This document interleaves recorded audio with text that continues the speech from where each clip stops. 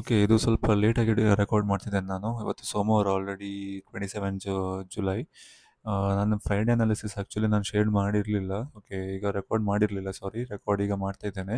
So Friday ನಾನು actually 4 trade ತೊಗೊಂಡೆ. 2 trade, ಒಂದು ಟ್ರೇಡ್ ಒಂದು ಅಕೌಂಟಲ್ಲಿ, ಇನ್ನೊಂದು ಟ್ರೇಡ್ ಇನ್ನೊಂದು ಅಕೌಂಟಲ್ಲಿ. ಓಕೆ. ಒಂದೇ ಸೇಮ್ ಟ್ರೇಡ್ 2 ಅಕೌಂಟಲ್ಲಿ ತೊಗೊಂಡಿದ್ದೇನೆ. ಓಕೆ. ಸೊ ಹಾಗಾಗಿ ಕ್ವಿಕ್ಕಾಗಿ ಹೇಳೋದಾದರೆ 30 ಮಿನಿಟ್ಸಲ್ಲಿ ಈ ಲೆವೆಲಲ್ಲಿ ನೋಡಿರ್ಬೋದು ನೀವು. ಇಲ್ಲಿ ನಾನು ಆಲ್ರೆಡಿ ಒಂದು ಟ್ರೇಡ್ ತೊಗೊಂಡಿದ್ದೆ ಫ್ರೈಡೇ, ಅದು 8 ಗಂಟೆಗೆ. ಓಕೆ. ಸೊ ಆ್ಯಕ್ಚುಲಿ ಸ್ವಲ್ಪ ಅರ್ಜೆನ್ಸಿಯಲ್ಲಿ ಟ್ರೇಡ್ ತೊಗೊಂಡೆ.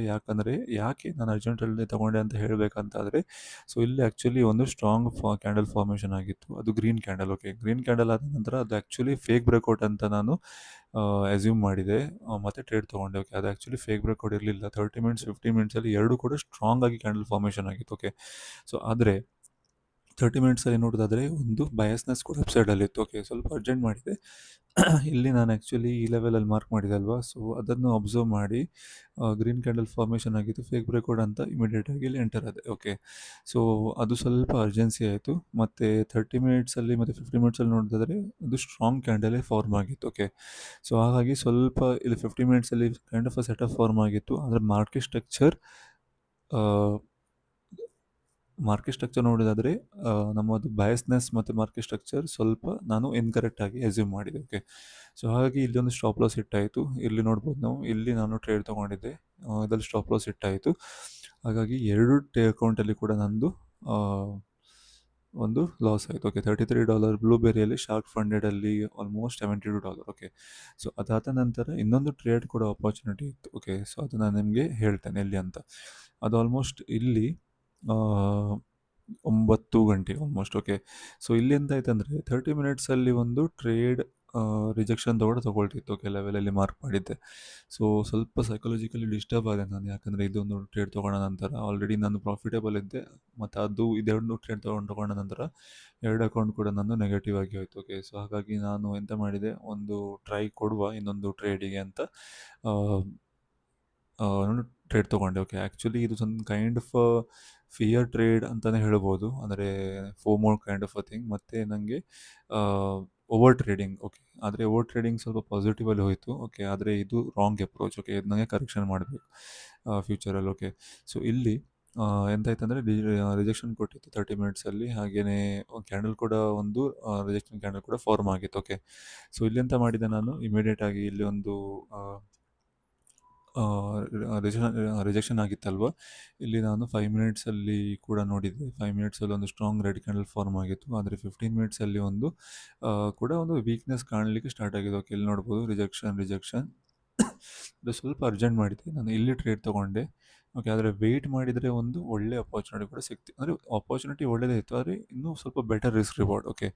ಸೊ ಇಲ್ಲಿ ನಾನು ಟ್ರೇಡ್ ತೊಗೊಂಡೆ. ಇಲ್ಲಿ ಟ್ರೇಡ್ ತೊಗೊಂಡ ನಂತರ ಆಲ್ರೆಡಿ 1:2 ನಂದು ಹಿಟ್ ಆಯಿತು. ಓಕೆ. ಹಿಟ್ಟಾದ ನಂತರ ಇಲ್ಲಿ ನೋಡ್ಬೋದು ನೀವು, ಹಿಟ್ಟಾಯಿತು. 2 ಅಕೌಂಟಲ್ಲಿ ನಾನು ತೊಗೊಂಡಿದ್ದೆ. ಸ್ವಲ್ಪ ಹೆವಿ ಕ್ವಾಂಟಿಟಿಯಲ್ಲಿ ತೊಗೊಂಡಿದ್ದೆ. ಓಕೆ. ಹಾಗಾಗಿ ಹಿಟ್ಟಾಗಿ 1:2 ಕೂಡ ಆಯಿತು. ಓಕೆ. ಸೊ ಅದು ನಾನು ನಿಮಗೀಗ ತೋರಿಸ್ತೇನೆ. $71. ಇಲ್ಲಿ ನೋಡ್ಬೋದು 24 first trade loss, second trade 24, $71. Shark ಫಂಡೆಡಲ್ಲಿ ನೋಡೋದಾದರೆ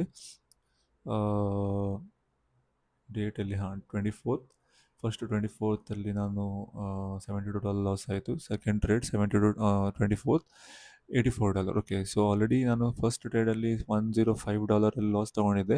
ಆದರೆ ಸೆಕೆಂಡ್ ಟ್ರೇಡ್ ತೊಗೊಂಡಾಗ ಆಲ್ಮೋಸ್ಟ್ $159 $160 ಪ್ರಾಫಿಟ್ ಆಯಿತು. ಓಕೆ. ಸೊ ಇದು ಆ್ಯಕ್ಚುಲಿ ನಿಮ್ಮ ರಿಸ್ಕ್ ರಿವಾರ್ಡ್ ನಾವು ಯಾವತ್ತೂ ಮ್ಯಾನೇಜ್ ಮಾಡಬೇಕು. ಓಕೆ. ಆದರೆ ಇದು ಟ್ರೇಡ್ ಒಳ್ಳೆಯದಾಯಿತು ಆ್ಯಕ್ಚುಲಿ. ಸ್ವಲ್ಪ ಅಂದರೆ kind of risky kind of a trade. Okay.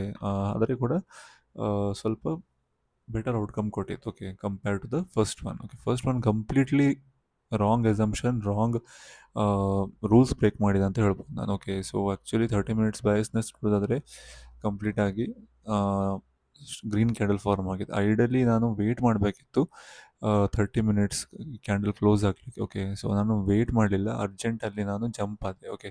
30 minutes ನಾವು ವೆಯ್ಟ್ ಮಾಡಿದರೆ ಆಲ್ರೆಡಿ ಒಂದು ಮೇ ಬಿ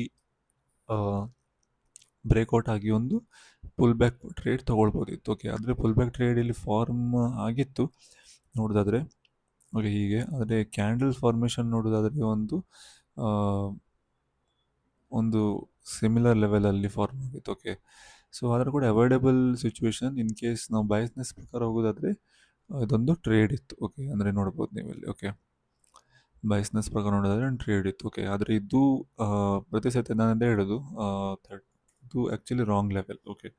ಸೊ 5 ಮಿನಿಟ್ಸಲ್ಲಿ ಯಾವ್ದು ಮಾರ್ಕ್ ಮಾಡಿದೆ ಮತ್ತೆ ಮಾರ್ಕ್ ಮಾಡಿದ್ದು ಎಂಟರ್ ಆದ ನಂತರ. ಆದರೆ ಇದು ಕಂಪ್ಲೀಟ್ಲಿ ಈ ಟೈಪ್ ನೋ. Okay. Always wait for the breakout.